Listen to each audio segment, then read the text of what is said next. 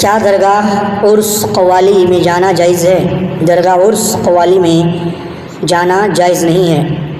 کیوں جائز نہیں ہے؟ اسلام میں قوالی کی کیا اہمیت ہے؟ آج کل لوگ اسے عبادت سمجھ کر سنتے ہیں، بلکہ بڑے بڑے عرسوں اور میلوں پر اسپیشل قوال بلائے جاتے ہیں اور وہ سر ساز کے ساتھ قوالیاں گاتے ہیں۔ قرآن و سنت کی روشنی سے اس کی وضاحت فرمائیں گے۔ نیز یہ بھی معلوم ہوگا کہ ان میلوں پر جو دیگیں پکا کر تقسیم کی جاتی ہیں، ان کا طعام و نظر و خوانی جائز و درست ہے یا نہیں۔ موجودہ دور میں قوالی کا سلسلہ بہت وسیع ہوتا جا رہا ہے۔ اکثر گاڑیوں، بسوں وغیرہ میں صبح ہوتے ہی ڈرائیور حضرات قوالی کا سماع کرتے ہیں۔ بعض دفعہ یوں بھی ہوا کہ اگر کوئی ڈرائیور گاڑی چلاتے وقت گانے لگا دے اور اس کو منع کیا جائے تو وہ گانوں کی کیسٹ بند کر کے قوالی لگا دیتے ہیں۔ جب اس سے روکا جائے تو کہتے ہیں مولوی صاحب، ہم نے گانے تو بند کر دیے ہیں، یہ تو قوالی ہے جو اسلام میں جائز ہے۔ حالانکہ قوالی گانے سے بھی بڑھ کر جرم ہے۔ اس کی دو وجہ ہے۔ اولاً تو یہ ہے کہ اس لیے کہ قوالیوں میں شرکیاں باتیں بہت زیادہ ہوتی ہیں۔ پیروں اور فقیروں کے متعلق ایسی لوگ وہ باتیں بیان کی جاتی ہیں جو سراسر شریعت اسلامیہ سے متصادم اور روح اسلام کے خلاف ہوتی ہیں، اور اللہ وحدہ لا شریک کے ساتھ مخلوق کو برابر سمجھنا سب سے بڑا گناہ ہے، جیسا کہ صحیح بخاری میں رسول اکرم صلی اللہ علیہ وسلم کا فرمان ہے کہ تمام کبیرہ گناہوں سے بڑا گناہ اللہ تعالیٰ کے ساتھ شرک ہے۔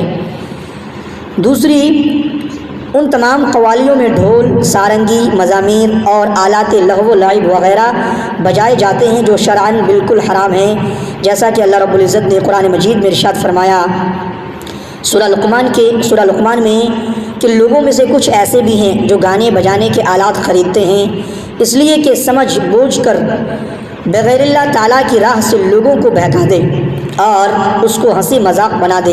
ایسے لوگوں کے لیے رسوا کرنے والا عذاب ہوگا، اور جب ان لوگوں میں سے کسی کو ہماری آیتیں سنائی جاتی ہیں تو وہ اکڑتا ہوا پیٹھ موڑ کر چل دیتا ہے، گویا اس نے اس کو سنا ہی نہیں، گویا کہ اس کے دونوں کانوں میں بوجھ ہے۔ ایسے شخص کو دردناک عذاب کی بشارت دے دیجیے۔ سیدنا عبداللہ ابن مسعود رضی اللہ تعالیٰ عنہ سے سوال کیا گیا کہ اس آیت کریمہ میں جو لہو الحدیث ہے، لہو و لعب کی بات ہے، اس سے کیا مراد ہے؟ تو عبداللہ ابن مسعود رضی اللہ تعالیٰ عنہ نے کہا کہ اس ذات کی قسم جس کے سوا کوئی معبود برحق نہیں، اس سے مراد گانا ہے۔ آپ نے اس بات کو 3 مرتبہ دہرایا۔ تفسیر ابن کثیر۔ یہی تفسیر سیدنا عبداللہ ابن عباس، جابر اکرمہ رضی اللہ تعالیٰ عنہم، سعید بن جبیر، مجاہد مکحول، عمرو بن شعیب اور علی بن حذیمہ رحمۃ اللہ علیہم سے مروی ہے۔ امام حسن بصری رحمۃ اللہ علیہ نے فرمایا یہ آیت کریمہ سے معلوم ہوا کہ گانا بجانا اور اس کے آلات خریدنا بالکل ناجائز اور حرام ہے اور اللہ تعالیٰ کی راہ سے گمراہی کا باعث ہے۔ نیز یہ بھی معلوم ہوا کہ جو لوگ گانے بجانے اور ان کے آلات خریدتے ہیں اور سنتے ہیں، ان پر اگر اللہ تعالیٰ کا قرآن پڑھ جائے تو وہ اس سے اعراض کرتے اور منہ موڑتے ہیں اور ایسے کردار کا مظاہرہ کرتے ہیں جس سے معلوم ہوتا ہے کہ قرآن انہوں نے سنا ہی نہیں۔ بائنہ یہی کیفیت اکثر آج کل گاڑیوں کے ڈرائیوروں میں پائی جاتی ہے۔ اگر انہوں نے تلاوت کی کیسٹ لگانے کے لیے کہا جائے تو طرح طرح کی باتیں کرتے ہیں، اور اگر گانے بجانے اور قوالی کی کیسٹ کے متعلق کہیں تو فوراً لگا لیتے ہیں، گویا کلام باری تعالیٰ سے چڑ اور شیطانی عمل سے محبت ہے۔ باجوں اور آلات لہو و لعب کے متعلق رسول اکرم صلی اللہ علیہ وسلم کا ارشاد ہے کہ ضرور میری امت میں ایسے لوگ ہوں گے جو عورتوں کی شرمگاہ، ریشمی کپڑے اور شراب اور باجے حلال ٹھہرائیں گے۔ ملاحظہ ہو صحیح بخاری۔ اس حدیث سے بھی یہ بھی معلوم ہوا کہ جس طرح زنا و شراب حرام ہیں، اسی طرح باجے گاجے بھی حرام ہیں۔ اس مسئلہ کی تفصیل میں جائے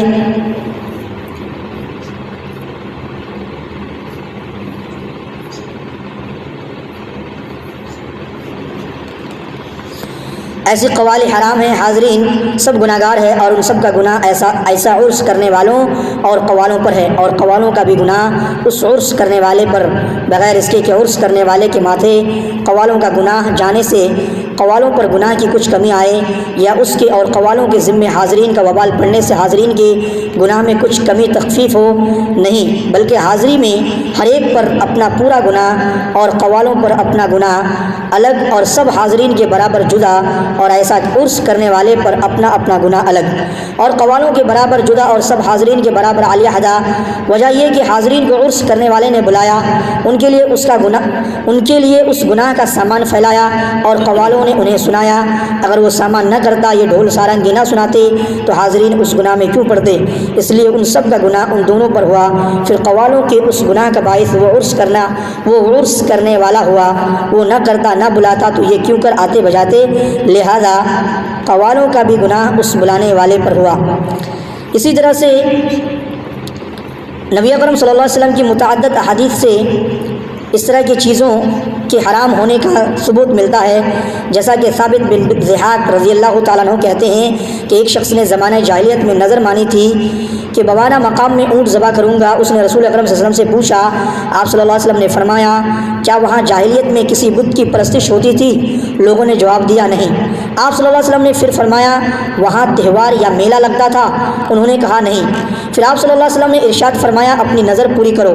بلا شبہ جو نظر اللہ جل جلالہ کے نافرمانی میں ہو وہ پوری نہیں کی جائے گی، اور نہ اس نظر کا پورا کرنا انسان پر واجب ہے جو اس کی وسعت سے باہر ہے۔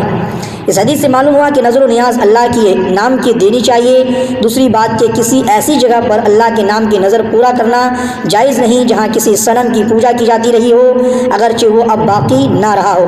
اسی طرح وہاں بھی اللہ کے نام کی نظر پوری نہیں کی جائے گی جہاں اہل کفر و شرک کا کوئی میلہ یا تہوار منایا جاتا ہو۔ لہذا ایسے مقامات جہاں عرس و میلے لگائے جاتے ہیں وہاں پر اللہ کے نام کی نظر و نیاز دینا یا کھانا بھی درست نہیں ہے۔ ھذا ما عندی واللہ اعلم بالصواب۔ اللہ رب العزت سے دعا ہے، یا الہ العالمین ان تمام گناہوں سے ہمیں بچنے کی توفیق عطا فرما۔ یا الہ العالمین چیزوں کی دعوت و تبلیغ کرنے کی توفیق عطا فرما۔ یا اللہ ہم مسلمان بھائی بہنوں کو ہدایت عطا فرما۔ یا الہ العالمین تو ہم سبھی لوگوں کی حفاظت فرما، ہمارے گھروں میں برکتیں عطا فرما۔ یا الہ العالمین ہماری دعاؤں کو قبول فرما، ہماری نمازوں کو، نیک اعمال کو قبول فرما۔ یا الہ العالمین تو ہمارے گناہوں کو، لغزشوں کو، خطاؤں کو معاف فرما۔ ربنا تقبل منا انک انت السمیع العلیم۔ اللهم صل على محمد وعلى ال محمد كما صليت على ابراهيم وعلى ال ابراهيم انك حميد مجيد۔ اللهم بارك على محمد وعلى ال محمد كما باركت على ابراهيم وعلى ال ابراهيم انك حميد مجيد۔ سبحانك اللهم وبحمدك اشهد ان لا اله الا انت استغفرك واتوب اليك۔ السلام علیکم ورحمۃ اللہ۔